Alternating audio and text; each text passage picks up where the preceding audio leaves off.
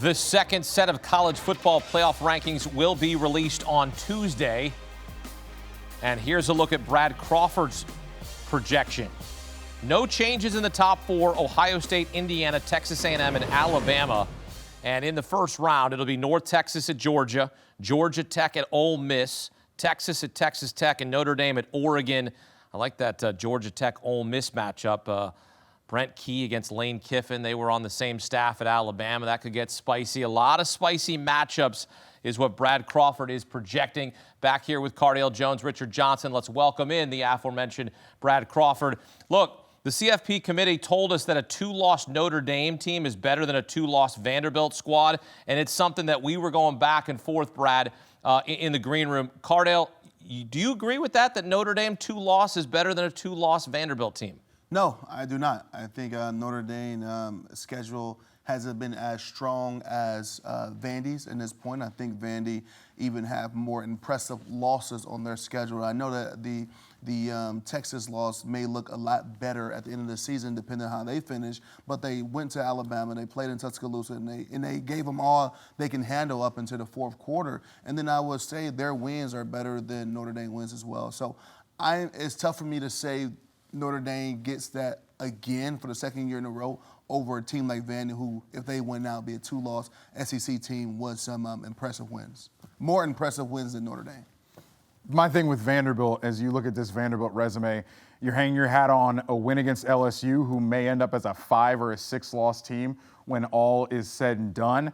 Yes, that Texas loss as Vanderbilt's second loss, so to speak, it looks good now, but Texas themselves may end up with 4 losses as far as all is said and done. I just don't really see what it is that separates clearly Vanderbilt's resume versus Texas's resume. I just don't see it there.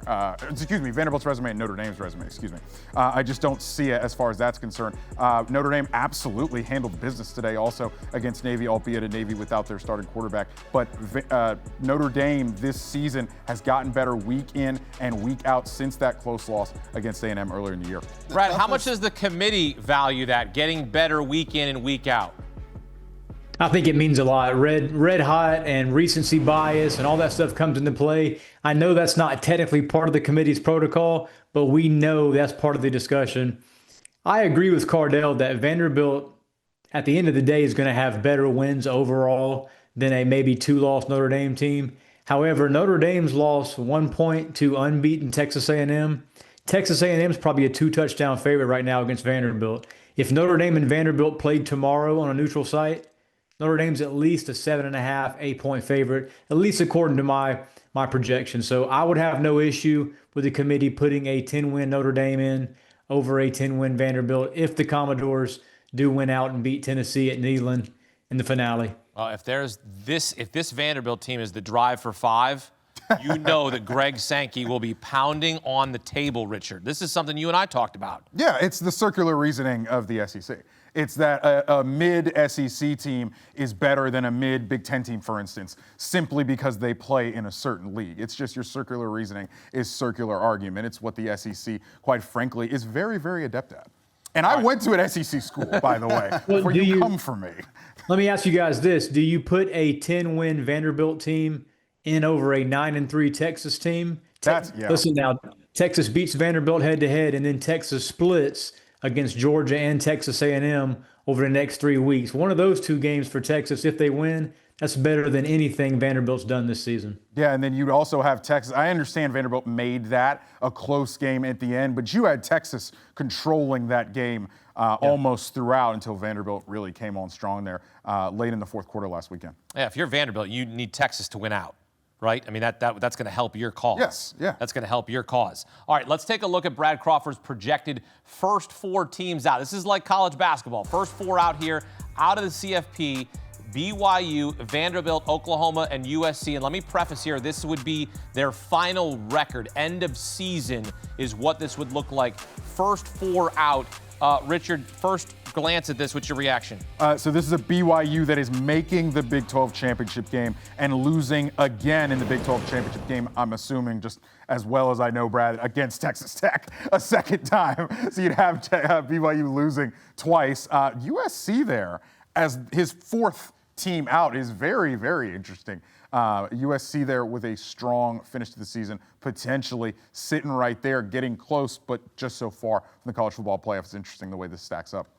Yeah, I think another one is going to be interesting with this point is the USC as well, because if USC can find a way to beat Oregon here in the next 3 weeks before the season wraps up, that's put them in a conversation like we having with Vandy and Notre Dame. Do you put a 10-2 USC in there who beats the Oregon team, even though Notre Dame beats USC? Because Oregon, I think, if Oregon does drop that game, I think Oregon is still in the college football playoffs. No doubt they're one of the best 12 teams in the country. But I can see, I like that first 4 out. Okay. ACC is projected to be a one-bid conference in the college football playoff. Currently, it's Georgia Tech, okay? That's where we're at right now. Before Brad Crawford's bracket came out, it was Virginia, but Virginia lost, so they're going to get knocked out. This is really your guess as good as mine, Cardale. Who do you think will represent the ACC and the CFP? Right? It was a hand-scratching moment right there. You know what? I got to go with Georgia Tech. I got to go with Georgia Tech because they have been the most consistent team in the ACC. I know they had a slip up last week, but consistency is there. They play great football on both sides of the ball.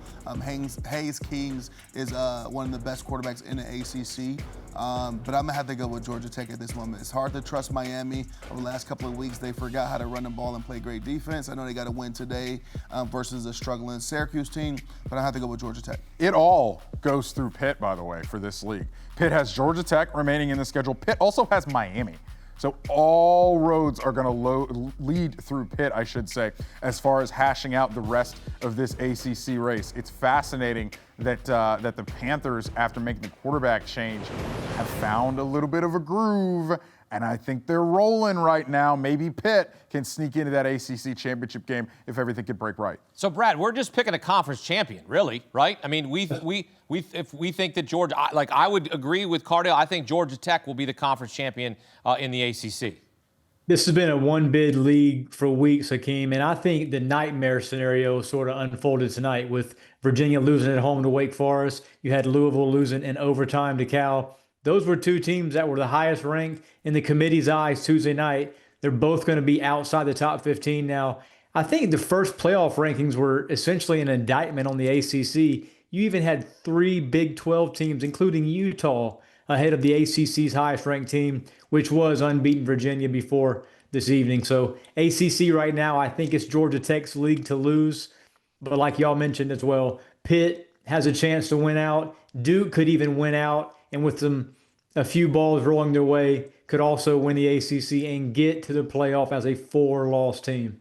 This is why this is so entertaining and so much fun, because we have these arguments, right? Like, we have hypothetical situations because we're projecting. We don't know what the bracket's going to look like. We can sit here and say, we think this is going to happen. We think this might be the matchup. We don't know until the games are played. And this is what makes this fun, right? But at the same time, there's schools, there's fan bases that are lobbying like, hey, we're a 2-loss team, you're a 2-loss team, what makes you better? Like, that's what this creates, right? I mean, this is what this does, because you remember what happened with your squad, and you guys lost to Virginia Tech, and then you ran the table. Yeah, and I think the frustrating part about the ACC, when you talk about trying to get multiple teams in one, is it's not going to happen. But it really came, the thing came off the tracks when Miami lost. Mm-hmm. That was the biggest one. And then lost again. Then lost again, yeah. Exactly. And then you see Georgia Tech drop one. Then tonight was a disastrous environment for the ACC as a whole. But the name of the game, we wouldn't be talking about quality loss if you just win every game that you line up and face your opponent and just kick somebody. But I will say, I do think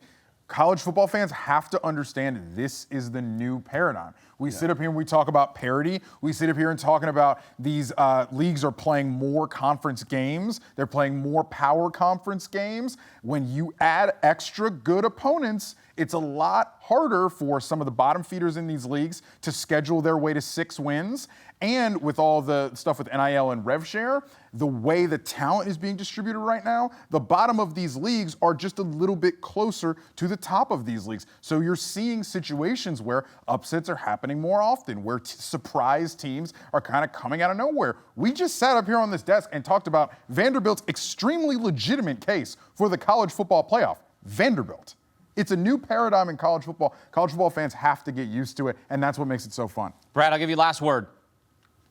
we need to start looking at common opponents as well. Going back to Notre Dame really fast, they beat a pretty good NC State team by 4 touchdowns. That NC State team beat Virginia in September in a non-ACC game and also just got 610 yards against who we thought was the ACC's best team in Georgia Tech. So Notre Dame may not have a bunch of ranked wins, but it's got some wins that ACC teams do not have. Helps to be an independent. Sometimes it Sure helps, does. right? Winners and losers, that's also part of that as well. Second set of CFP rankings will be released on Tuesday beginning at 7 p.m. Eastern. We'll have wall-to-wall coverage here on CBS Sports HQ. Brad Crawford, Richard Johnson, and Cardale Jones here on CBS Sports HQ. And here's a look at Brad Crawford's final bracket prediction. We'll get the official bracket on December 7th. As you see, Ohio State still 1. Indiana falls to 3. Texas A&M is 2. Alabama sitting 4th there, and he's got North Texas, the group of 5 out of the American, would be playing Georgia in the first round, Notre Dame and Oregon, which I would sit there and I would argue that's going to be a tough matchup for Ohio State in the second round, but that's for another day. Georgia Tech, the champion of the ACC, would face Ole Miss. Winner would get to play Indiana. And a little in-state rivalry, Texas and Texas Tech in that 10-7 matchup, and then another Texas team in the next round against the Aggies. We'll see how it all shakes out. End of season again, the final bracket, Selection Sunday, December 7th.